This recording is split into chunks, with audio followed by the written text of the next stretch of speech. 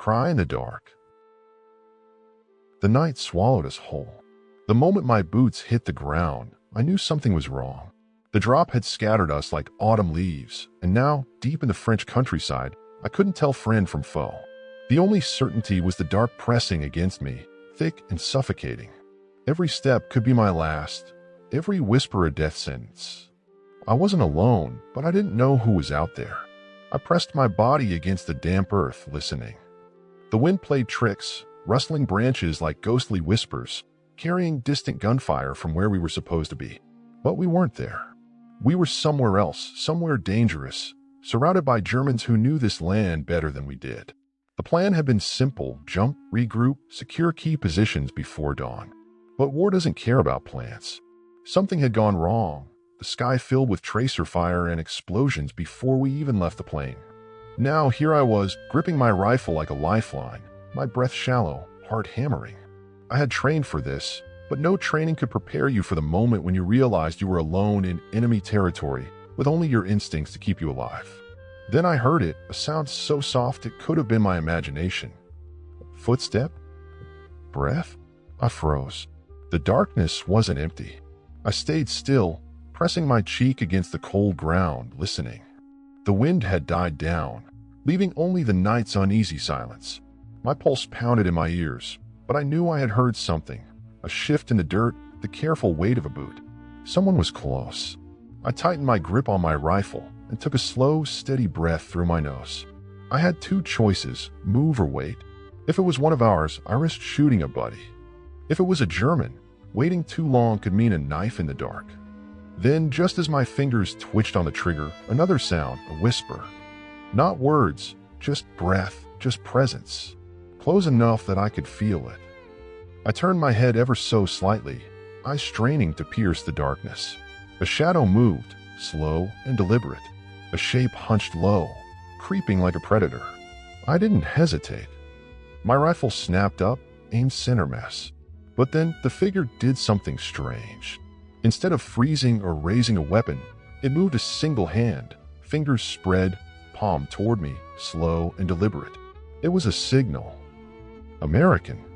I exhaled, my body relaxing by a fraction. The figure crept closer, and I caught the faint outline of a uniform, the barely there glint of a patch. He was one of ours, a paratrooper like me. He inched forward, careful not to make a sound, and finally, I saw his face, Private Donnelly. His eyes were wide, his face damp with sweat, but he didn't speak. He just pointed into the dark, towards something I couldn't see. I followed his gesture, peering into the night. At first, there was nothing. Just the open field, the distant black shapes of trees. Then I saw them. Figures moving through the dark, slower than us, careful. At least 5, maybe more. They weren't ours. Germans. They were close, closer than I wanted them to be. I counted the seconds between their steps, the way they moved, trained, deliberate, searching. They knew we were out here. Donnelly barely breathed. He shifted just enough to press his lips to my ear, his voice nothing more than a whisper of breath. How many? I held up 5 fingers, then pointed behind him, signaling more. His jaw tightened. We were outnumbered, alone, and too far from our objective. There was no fighting our way out of this. The only way to survive was to vanish. But then the wind shifted, and with it came a sound, soft, distant, but unmistakable. A scream. Not of pain. Not of fear, but something else, something that didn't belong on a battlefield. The Germans stopped. So did we. The night swallowed everything again, but now there was something new in it. Something waiting, something watching. And then, just as suddenly as it had come, the scream was gone. Donnelly and I didn't move. Neither did the Germans. For a moment, it was as if the whole night had stopped breathing, caught in that eerie silence left in the wake of the scream. It hadn't been a cry of pain, nor the raw primal terror of a soldier meeting his end. It was something else, something unnatural. The Germans whispered among themselves, tense, unsure. One of them turned his head, scanning the darkness behind him. Another adjusted his grip on his rifle. Whatever that sound was, they hadn't expected it either. Donnelly's fingers brushed against my arm. Just a touch, but enough to send a message. Move? No. We sank lower into the earth, crawling back inch by inch, barely daring to breathe. The Germans weren't looking at us anymore. Their attention was somewhere else, out there in the trees beyond the field, where the scream had come from. Then it came again. Fainter this time, like whatever had made it was moving away. I stole a glance at Donnelly. His jaw was tight, his face pale even in the dim light. He'd heard it too, and he knew, just like I did, that we had no business finding out what it was. The Germans muttered something low and harsh. One of them took a step forward. Another grabbed his arm, stopping him. They were arguing, not loudly, but with urgency. Then suddenly, one of them broke away from the group, moving toward the trees. Alone. The others hesitated, shifting uneasily.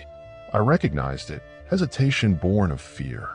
Donnelly didn't wait for them to make up their minds.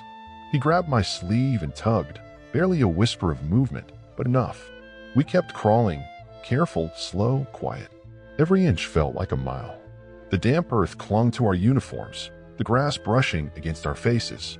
Then snap, twig, not from us. The Germans heard it too. Their heads snapped toward the trees, toward the place where their man had disappeared. Nothing, just the dark. One of them called out, his voice low and cautious. No answer.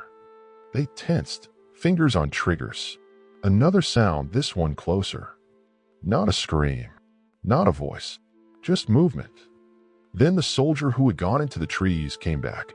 But something was wrong. He walked strangely, his steps uneven. His helmet was gone, his rifle missing. His head was tilted slightly, as if he were listening to something only he could hear. The other Germans called to him. No answer. Then he stopped, dead still. The others hesitated. Then one of them took a step toward him, slowly, cautiously, as if approaching a wounded animal. Then the man collapsed, not like someone fainting, not like someone losing consciousness. He crumpled, like something inside him had simply stopped working. The Germans rushed forward. Their voices rose, urgent, questioning, afraid. One of them shook him. Another knelt, checking for breath, for pulse. Then one of them stepped back fast, scrambling away. Even from where I lay, I could see it. His throat. It wasn't cut. It wasn't shot. It wasn't burned. It was just wrong, as if something had reached inside and stolen the breath from his body. Donnelly's grip on my arm tightened. We didn't need words. We had to get the hell out of here. But then, from deep in the trees, came something worse than the scream. A whisper. Soft, cold, and close. Closer than it should have been. The Germans heard it too. And this time they ran. We didn't wait to see what happened next. The Germans were professionals, disciplined, trained to hold their ground in the face of enemy fire, but they had turned and fled without hesitation, their boots pounding against the dirt, weapons forgotten in the blind urgency of their escape. That told me everything I needed to know.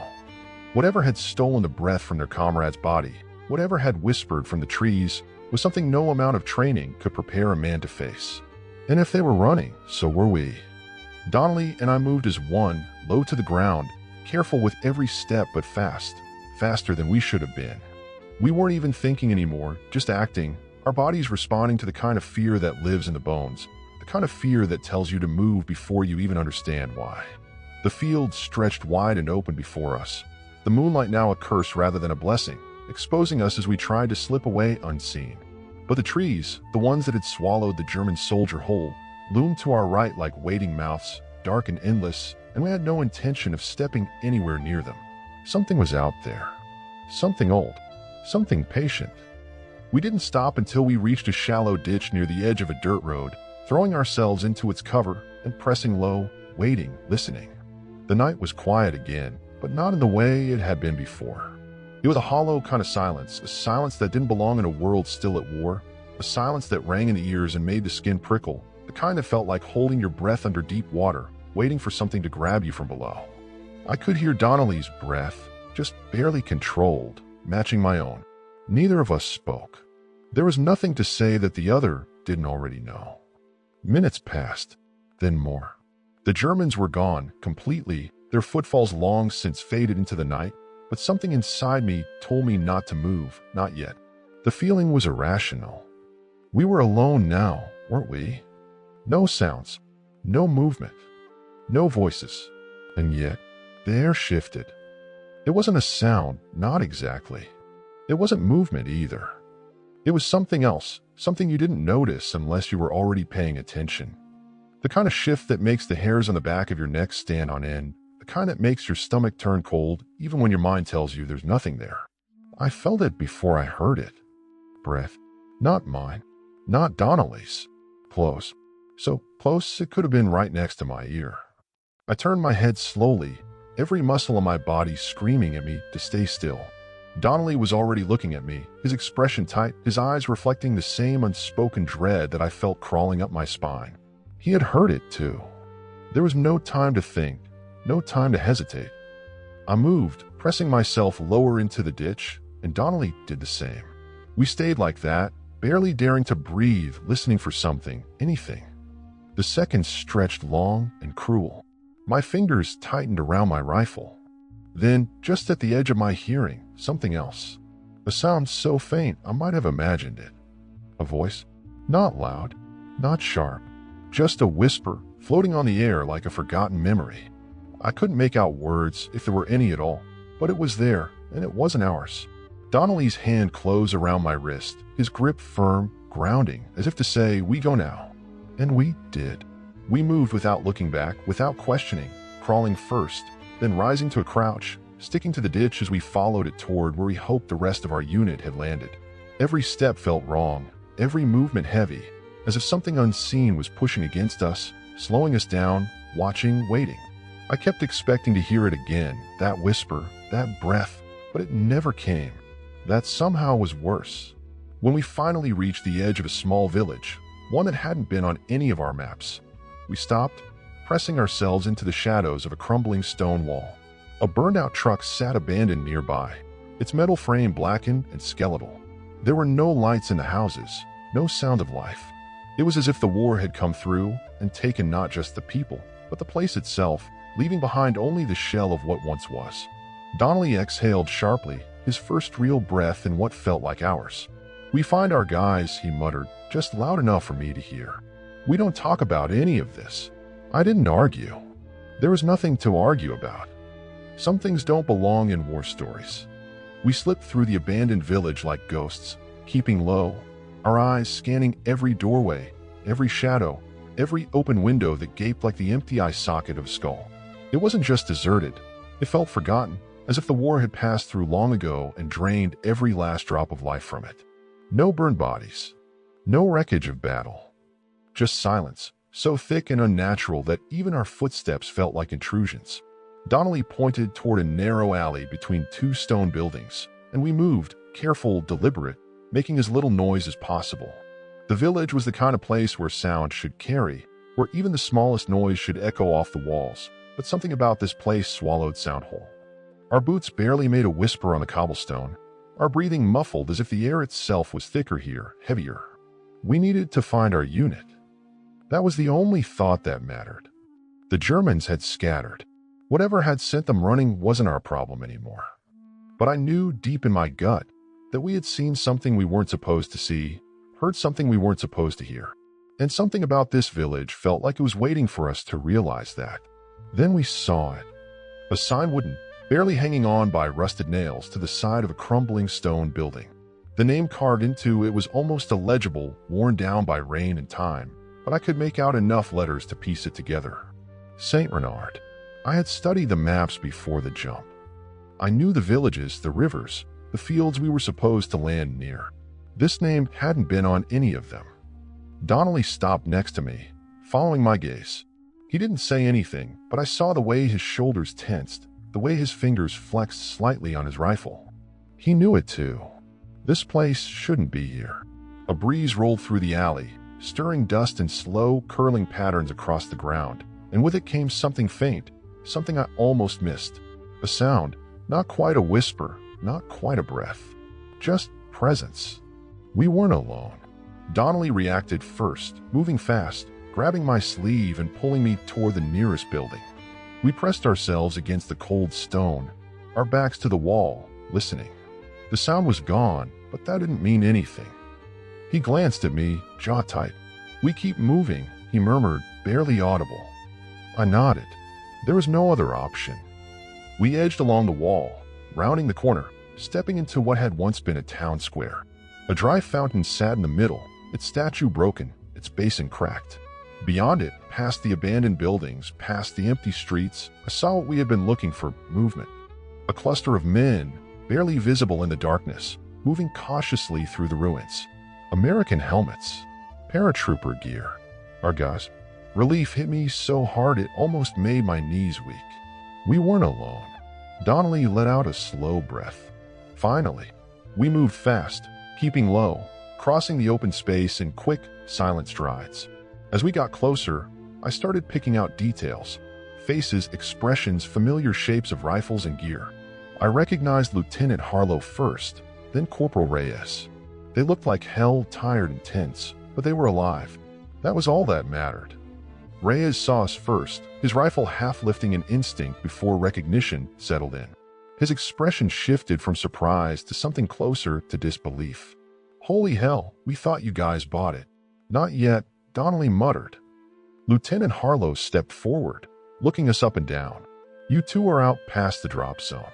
We're regrouping near the orchard to the east. Germans are in the area, but they're spooked. Something's got them on edge." Donnelly and I exchanged a glance. He wasn't going to say it. Neither was I. Harlow frowned slightly. "You see something out there?" A hesitation, just long enough to mean something. "No," I said finally.